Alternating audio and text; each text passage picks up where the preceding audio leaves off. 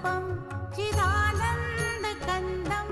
जगत्सम्भवस्थानसंहारहेतुं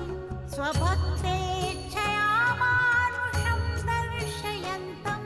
नमामीश्वरं सद्गुरुं साईनाथं भवद्ध्वान्तविध्वंसमार्तण्डमीड्यं मनोवागतीतं मुनिर्ध्यानगम्यं जगद्व्यापकं निर्मलं निर्गुणं त्वां नमामीश्वरं सद्गुरुं साईनाथं